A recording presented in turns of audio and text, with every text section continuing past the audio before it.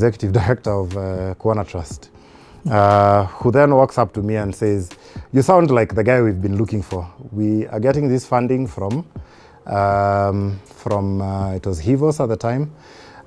We had to do a strategy for Kuona Trust, and it needs to focus on how creatives can become profitable. And we've been looking for someone different from the NGO consultants we've been working with. We're looking for someone commercial who can bring that hardcore commercial thinking into how we are doing things." So, okay, so I was like, okay, well and good. And I think I did that talk for free, by the way.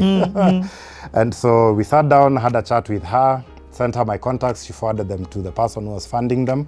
I was called to the Hivos offices, interviewed. And they said, okay, fine, try, let's see what you do with Kuona Trust, and then see how it goes from there.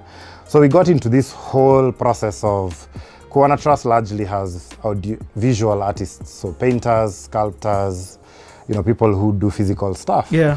And we went through doing a lot of research around, how is art sold around the world? How can you get back to the point of commercializing and all these sorts of things? Sat down with the Kuona team, sat down with artists, just thinking through different things. Eventually, created a strategy. How it had been created was such that we would end up also helping them with implementation. Implementation is always part of our contracts. We don't just do and walk away. So we ended up working with them for like a year. But it's very interesting that at the point when I went to sign the contract, the guy who was managing the program was like, "This is a pilot. If you guys do a good job, we have all these other organizations that need the same thing." Because they had foreseen that they were going to get less government funding, and so they would be investing less in the creative sector. So they had said, let's do a sustainability strategy for all the creative organizations we support.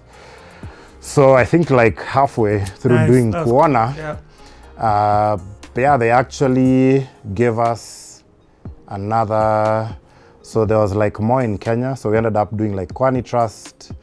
We ended up getting Buni Media, Kinagado as customers. Kwani is working at Angela Tetley at that time? Yes.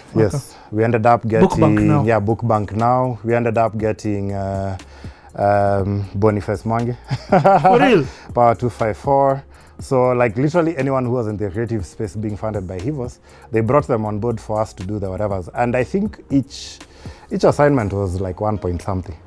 So we ended up doing like 4 in Kenya, 2 in Uganda, 2 in Tanzania, and all. So that was our next game changer.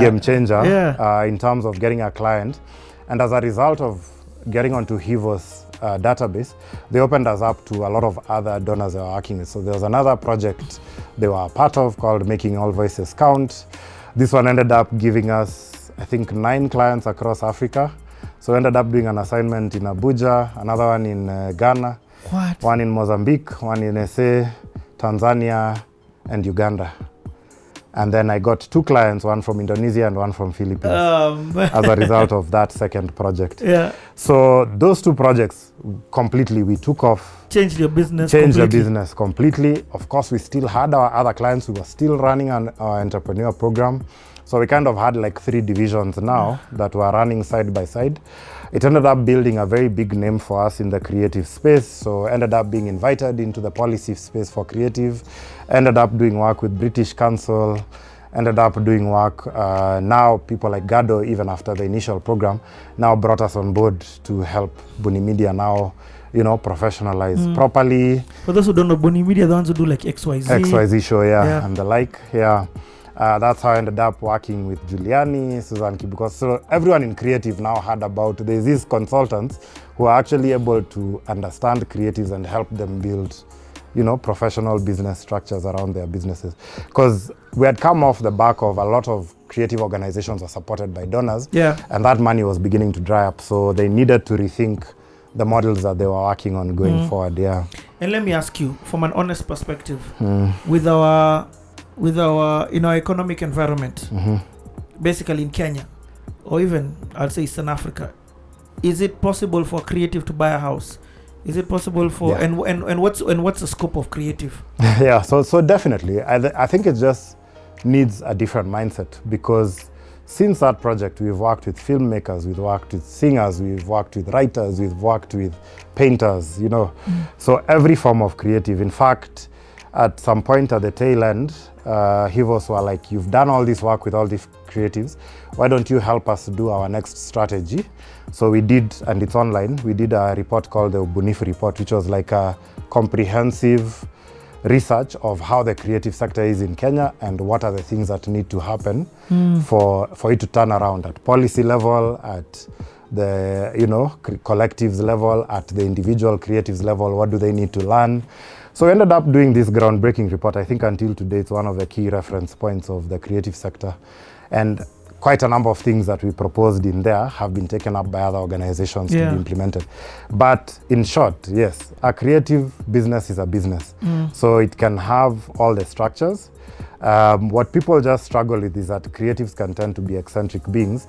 And if the creative themselves do not realize the need for the structures and letting the management team run with their own thing and pay them, because what tends to happen is that they start out, they are struggling, maybe they get somebody to help them, and then they get to the place where they're making a lot of money. So if you're making $1 million a month, you don't understand why you need to pay 150 or 200K to the manager, because this is the guy who will keep the business coming through.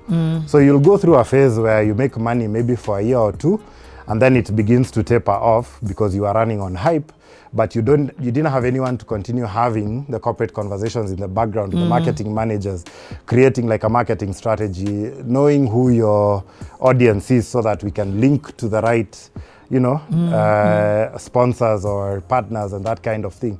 So there's all these structures that exist. They exist in the West, they exist in the East, but in Africa somehow we seem to have been unable. And the proof is Sauti Sol. Look how well they're doing. But they knew that they needed a manager called Marek who would, get everything. And it's funny that Marek was not even in the creative sector. He was just a good manager before. But he came and put everything in place. And anyone who's had that structure or that understanding that they need to let the business people do their thing and they focus on their performance, on the writing, on the, improving the voice practice and all sorts of things. If you're able to make that distinction, because I've studied creatives and I've studied entrepreneurs, and I'll tell you there's a lot that's very similar. They are visionaries, they live in a world of their own, they see things that other people don't see. But even for the entrepreneur who's a technical expert, if they don't realize that at some point they need an accountant, they need an operations person, they need this, then the same thing, the business ends up choking and dying because they are constraining it. So it's the exact same behavior on both sides. This is so profound. What? But very interesting to know and hear. What's the name of the report again? Ubuntu report. Okay, the link is the link for the Ubuntu report is in the description and in the comment section. Okay, so from a business perspective, I mean that must put you in peace. You get what I mean? You're finally not even in the green. In the green of all kinds. We were balling, but then we started to make some mistakes after that as well.